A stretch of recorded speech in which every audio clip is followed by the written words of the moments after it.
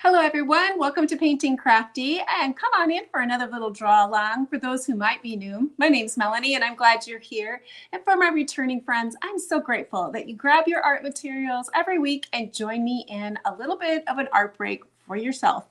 Well, today we're going to be working on this storybook style drawing. I always like to call these a little bit of a storybook drawing where you can make your own story in there. Just because I drew it this way doesn't mean you have to draw it this way. You can add all the little extra things that you might want. So instead of being flowers, perhaps your basket has yarn in it. Maybe it has some little mice that are scurrying underneath there playing while that cat is sleeping. For those two who would be interested in having a little bit of help with drawing, I do have a Ko-fi page, which is rather like a Patreon page. And that's where I keep all the tracers, line drawings for my YouTube channel. I have a subscription there. Once you subscribe, you get all of the drawings that I do every month for my YouTube channel. So you might want to go check it out. It's very reasonably priced, easy to join, and you might find it very helpful when you're doing your drawings. This particular picture, I have it scooted off more to this side of my drawing. Now, if you're drawing on a different piece of paper or you're just wanting to practice, it doesn't really matter how you have it lined up. You can still do the same things. So here is my back. Here's my center line on this one. So I'm going to take a look and I'm just going to eyeball it.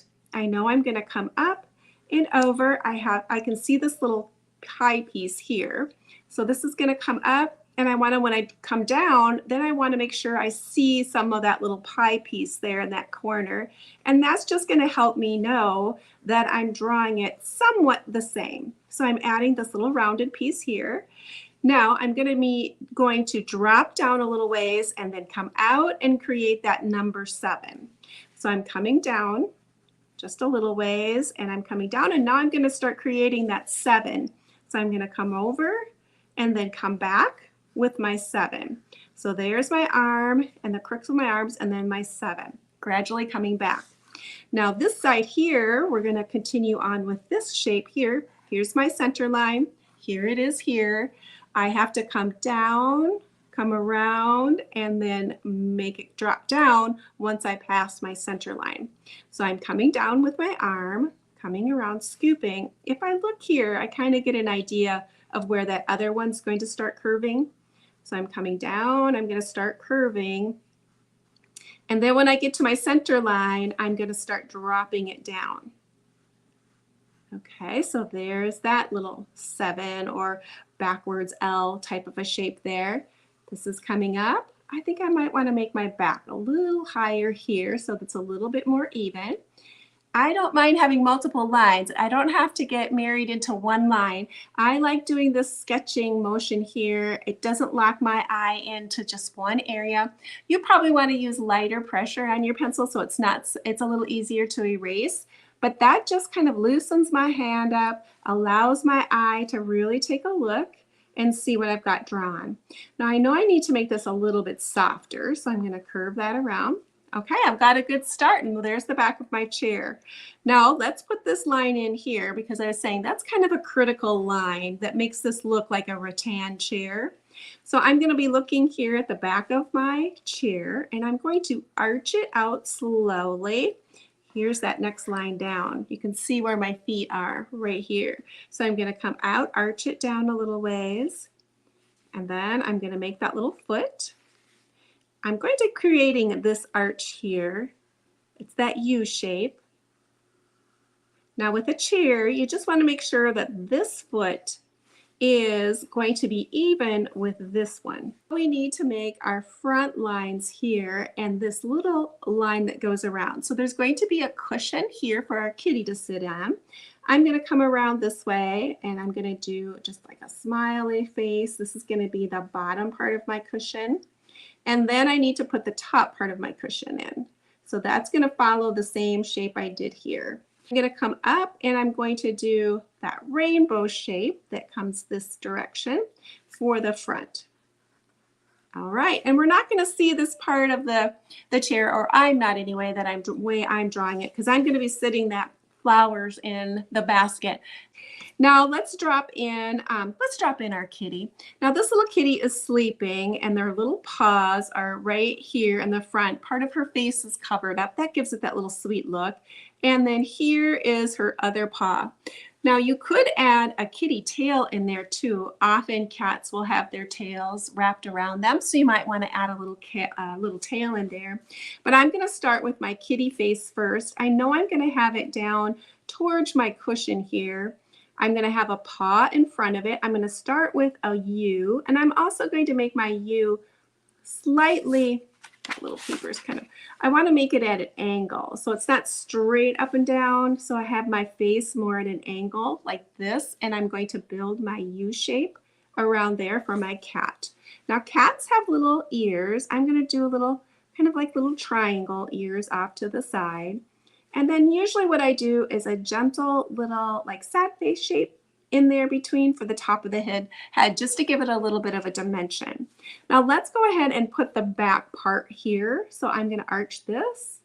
Now your cat does kind of have to be proportionate to how big your chair is and those types of things. If you get your kitty too big, it's going to look like a lion sitting in there. Now I'm going to go ahead and put her little paws in. So this little paw is going to go over her face. I'm just going to draw kind of just a little oblong shape, actually. I'm not going to put a lot of details in it. I just want it to look like she's curled up inside of there. There's that paw, and I'm going to come around this way and add the next one. So it's going to come down, around, and touch this paw. And then it can come back. Now you could see the bottom if you wanted to. Now if you wanted to add a little tail in there, you would add another little line, like a long hot dog line. Hot dog bun line, I guess is what you might call it, and you could add a little tail in there. So here's my little paw. It's going partially over her face. This is my back one, or the next front one that's coming in. This one's tucked behind there because I want it to look like she's curled up. And then I just put a tail in there.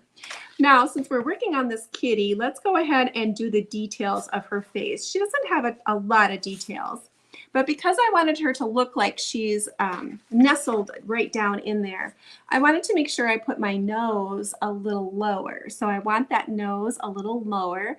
There's just going to be a single line here, and she's sleeping. So she's got closed eyes. So when I draw my nose, it's just a little V shape with a little line, and I'm going to come up slightly, and I have little closed eyes is what I'm doing here. Sweet as can be. I'm going to do insides of her ears. If you can see here where I can see the top of her ears there and a little bit of the top of the ear there.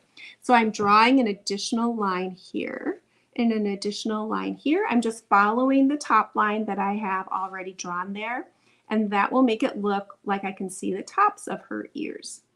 Cute, right? She's adorable. Now she has a sweet little pillow in here. This is just going to be a soft little square shape, whatever might fit into your chair. I'm going to start here, and I'm just going to make this a soft little shape.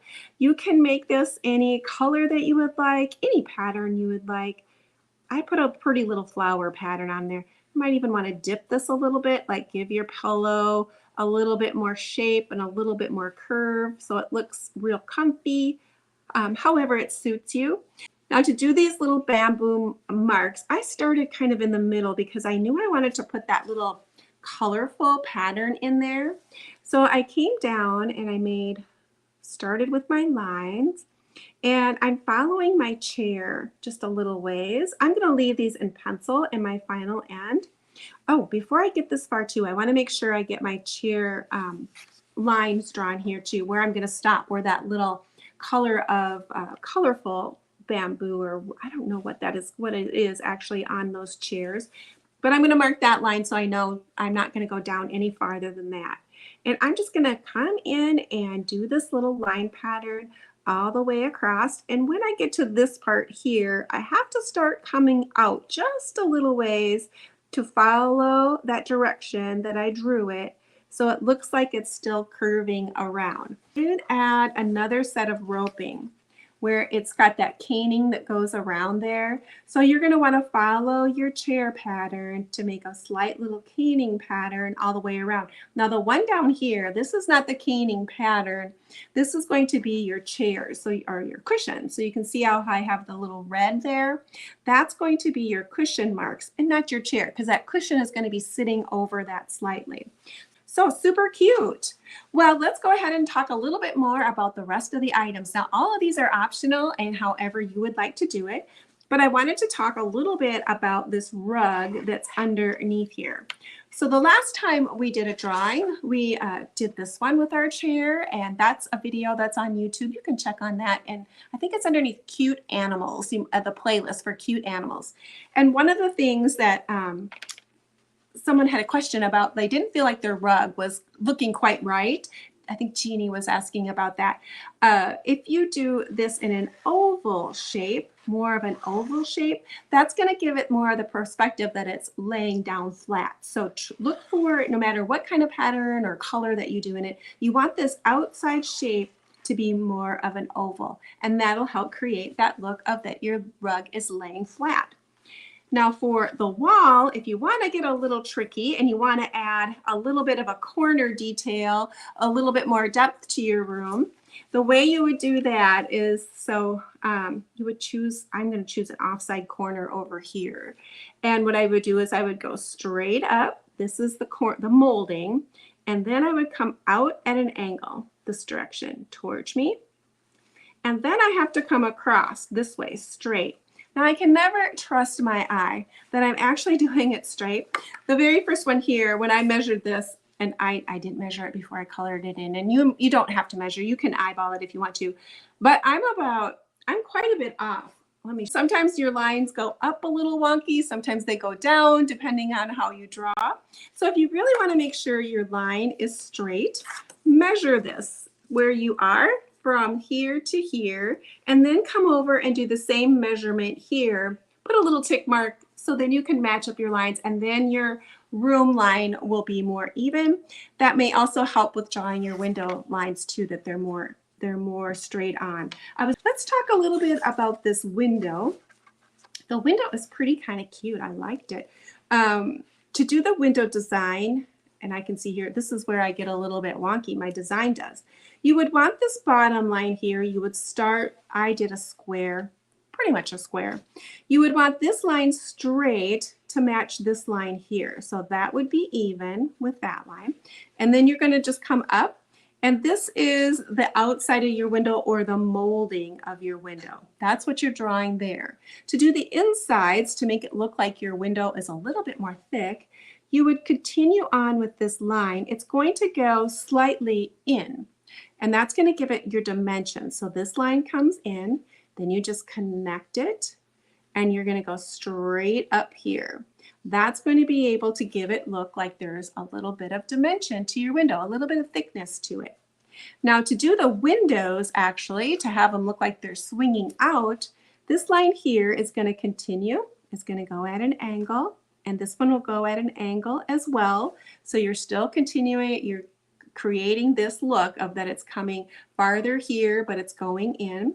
And then you're going to go straight up with the windows. And that'll create to make it look like the windows are swinging out. Now I put a fluttery curtain at the top. You can also add some grids to your windows. If you add the bars to your windows, the only thing you need to keep in mind to get it to look kind of like the right perspective is that these bars that come this direction would match the same way you drew this one. So wherever you draw this line, these ones need to follow the same line, and the ones that go up and down, they're just going to go straight up and down. There's no different perspective to those. Creative as you want and how much time you'd like to spend on your drawing. Make it your own and tell your own story. Now for this little basket, it's just a woven style basket. And I just wanted to make sure that I had something. I didn't want to mess with that little corner. So what I did for my basket is I arched it this way first. So like a sad face, and then another little line, and then another sad face to match how I did this one. And on my sides, I came in and I arched it in, kind of like making a waistline. So I gave a waistline to my basket. And then to anchor it, I just did that long oval hot dog bun shape. When I used to teach a lot of the kids drawing, I would say hot dog bun shape, and they all knew what that meant. Long and skinny, a little rounded on the ends. And then to do the weave, you can get a little fancy if you would like to. You can add a little bit of a weave pattern in there. You would just start with lines coming down, and then lines coming across. I did rainbow type of patterns here, and then you go every other one up and down. So you can see here, this one is under, this one was on top. And it's a matter of erasing the lines. The lines that you see, this one's coming across, that means it's on top. Now when I did this one, I made these lines on top and then this one is underneath. Hopefully that makes sense. Otherwise you could make it just a plain basket, or you could make a bowl. That would be cute too. And again, if they had yarn balls in there, I think that would be a super cute idea with some knitting needles if you'd like to do that. And then the flowers are just very simple ones, some tulips, some round ones with some simple shapes in there. Again, get as creative as you would like on yours. Well, that is it for drawing. I have mine already drawn. And as a reminder, if you wanted to go and check out the Ko-fi page, that's where you would go find the line drawings for the YouTube channel. And you become a member there. It's very reasonably priced, easy to join, and easy to find. Well, let's move on to the watercolor part. So you're going to start light and then work your way dark. This is when you get to be creative and choose your own color. I'm going to start with this. Let's see. I'm going to start with this brighter yellow this time. See where we end up with that. Ooh, that is a bright color. But I think I might like that as an undercolor. Maybe I'll mix just a tiny bit of orange yellow in there so it's not such a cool yellow. And I'm going to lay that color on my chair.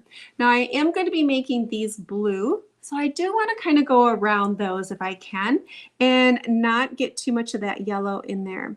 Yellow and blue, they would make a lovely shade of green, but I'm not wanting to do that with that. So I'm going to try to go around it if I can.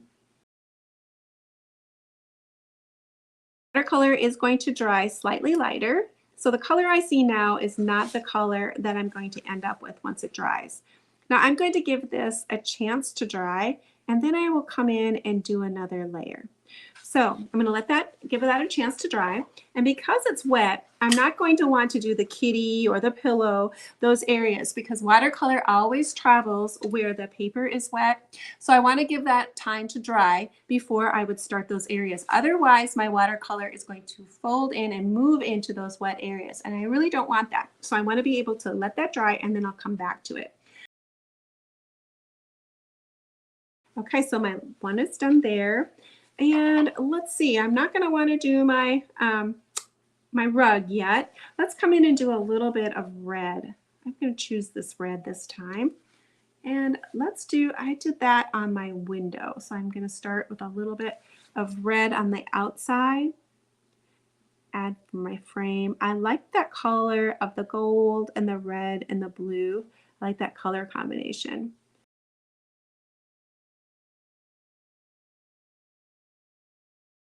Now I can come in and work a little bit on my flowers since I have that basket going there. I'm going to come in and add this as a red color for my outside. And this one over here. These are very much like a Mary Englebright style flower. All right, now I think I'm going to come back to my chair now and do another layer. So that was my brightest layer.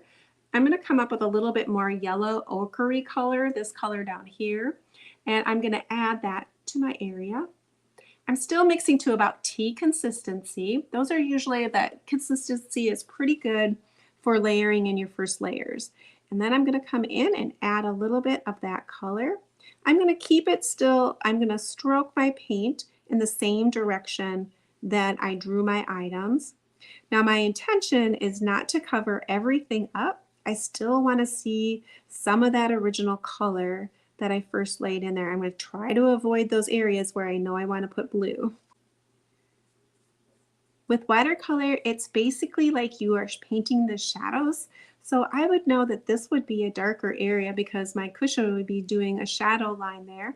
I know that this would be darker here as well. So I'm going to pretty much do this all that darker color. And then I'm going to come in and lay just a little bit more on the top, but more random, and still have some of that first color showing. Now I'm going to give this a chance to dry, and I will probably do another layer there.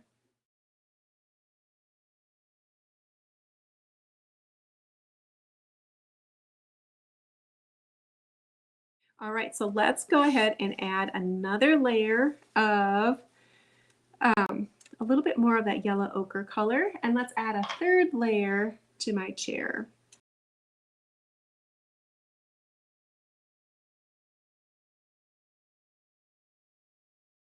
I'm going to pick kind of a medium shade of green here, and that's the color I'm going to start with my leaves. Same red color that I used up on my curtains, that's also the same red that I used on my rug. Often when I'm doing these paintings, I like to have my colors spread around my picture. So if I do it here, I add some of that red onto the pillow and I come down and I put it on my red, on that red on the ground.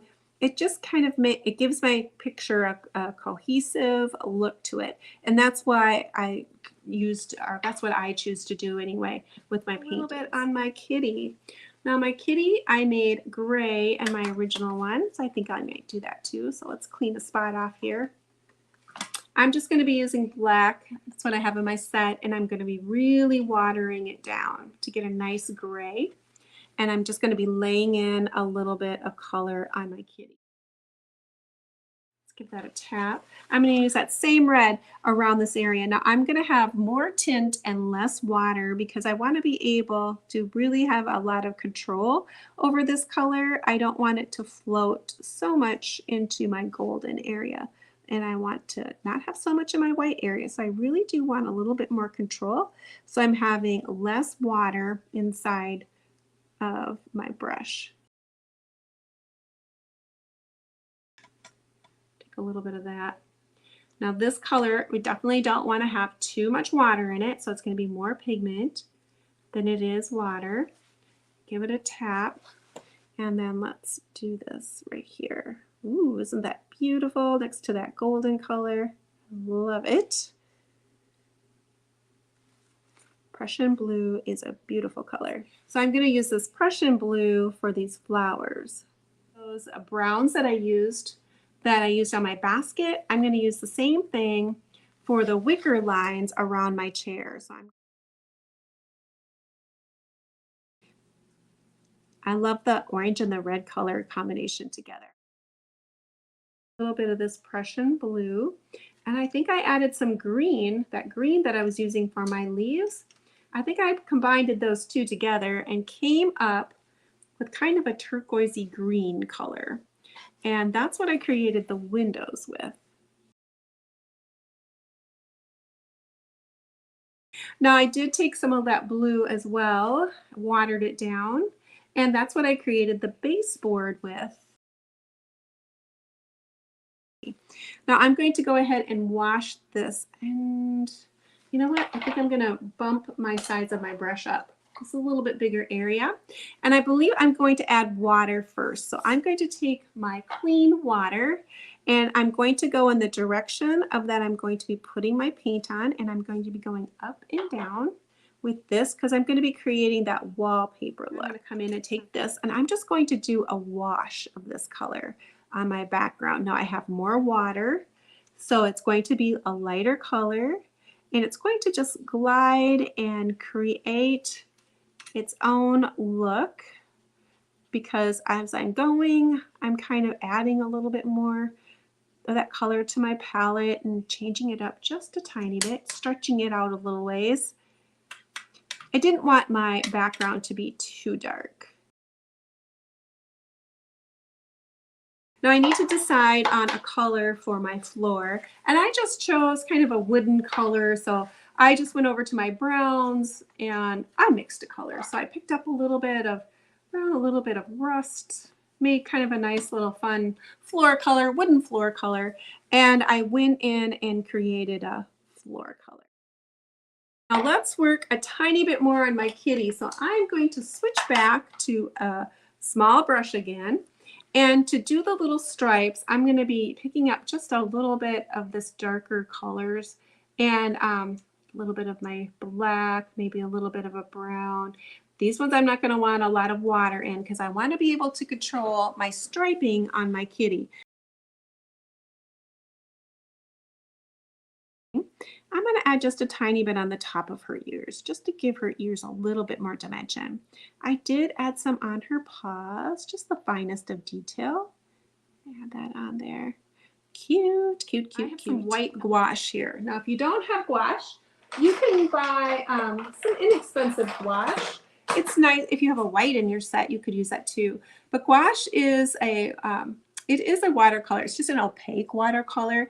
It's nice to be able to do some of these layering on top. I'm going to use this gouache mixed with a little bit of my red to create a sweet little pink for her inside of her ears and for her little cheeks. So the gouache is going to stand out a little bit more.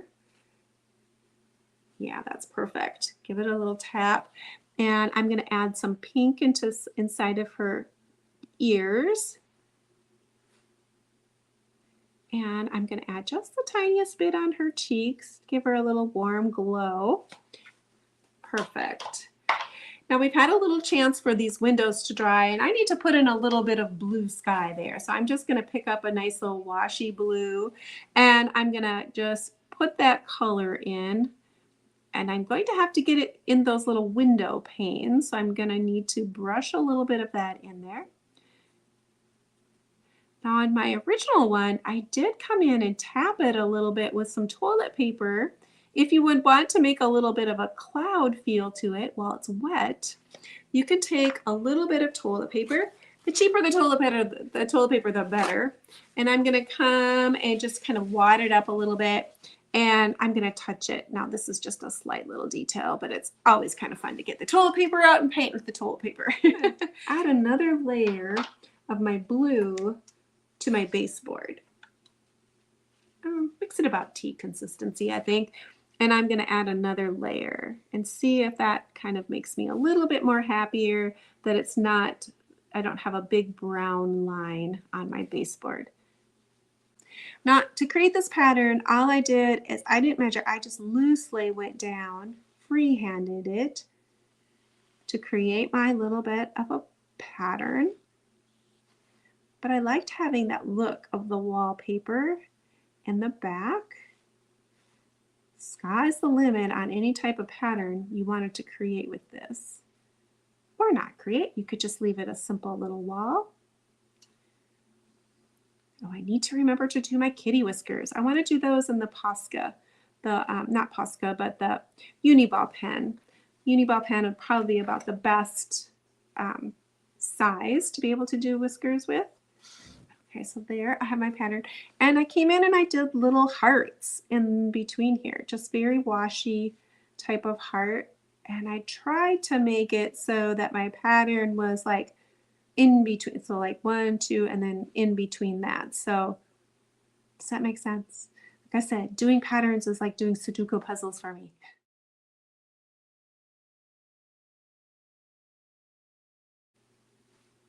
Here we go. Oh, I'm thinking that looks great. Now there was a few other things I wanted to add in with my pencils and a little bit of my micron pins. So for my micron pins, those are the 01. Now these storybook drawings usually take a little bit longer time, so it's always a little bit longer video. You know, it just takes a little bit longer to do all these little details. Not everything I do has all of these details every time, but these little storybook ones definitely do have more details. So I'm going to use my pencil because what I forgot to do was a little bit of that tiny detail of the rattan of where I wanted to come in and make little marks on the rattan to make it look like it's more of a rattan feel. So I'm just coming across it with little lines that are in the shape of little smile faces, and I'm doing them into groupings of 2 to give it that feeling of that it is rattan. I like that about this chair. And let's see if we can come in here. I guess I didn't draw those originally. I wasn't thinking about that. But that'll give you the idea. In the end, I'll show you what it looks like. Put in a little frame. I had done a video earlier of how you can make a little interchangeable frame to be able to hang some of your little sweet drawings in so you can display them. So often we keep things in our sketchbooks, or we just make them and we set them aside and we don't really get to enjoy them very much. So I had come up with an idea of how you could make a simple frame using a Dollar Tree wooden frame. Dollar General is what I used, I guess, and use that to be able to create a simple little frame so you can display your things and not have them hidden inside of your sketchbooks. Get them out and enjoy them. Put them in your spots. Now I'm going to take the 01 and I'm going to lightly doing my sketchy look, how I like to do, not everything solid. Not when you do them solid, which it's kind of more like a color book look, which looks good too on certain things. But with this, I wanted to give it more of a hand-drawn look. So I'm doing some line work, but not everything. Put those whiskers in. Get those whiskers in. I'm going to do a little bit of that same look down here just to re-emphasize some of the basket on here. Now by adding this pen and ink work in here, I'm changing it to more of a mixed media piece. I love mixed media. I just did that little rustic angel over the weekend. I was in a YouTube collaboration, so it was rustic. It was a rustic event, and I thought she looked so cute on that little charcuterie board. And her video, I'll put the links down inside of those videos that I've been talking about, the ones for the little frame and for the little angel. I'll put the links down below so you can easily find them. They are really cute. If you like to do, if you enjoy mixed media, you definitely want to check it out. Okay, and I'm going to do just a little bit of line work here to do a definition on my window like that. You can add as much as you want to. I put a little knob here. I thought that looked cute. Add a little knob there. And let's do a little bit more work on this rug. Just add, I want to see those little braided rug. That's the name. I was like, what are these called? Braided rugs. I wanted to see that little bit of a braided feel to it, like it's coming around and that braided look. So I want to see some of that look. Okay, I think it turned out really cute. I need to sign it. Put my name on there. I like to sign in pencil. And I joke it's because if I do it wrong, I can change it. But quite honestly, if I do it wrong, I often sign my name and I don't like it. So if I do it in pencil, I can easily change it. Stick around for just a minute and I will go ahead and show you what they look inside of like in a frame so you can get an idea if you'd like to make one too. If you're new here and you might found some value in what I do here, go ahead and give me a subscribe. I'd love to have some more creative friends join me. Give me a thumbs up. YouTube loves a thumbs up. And most certainly, if you're interested, click that bell for YouTube. They will send you notifications when I put up my next video. So sometimes I go twice during the week. Sometimes it's once during the week and then once on the weekend. So that way you'll know when there's one up. Well, thanks everyone for joining me, and I'll show you what it looks like in the frame.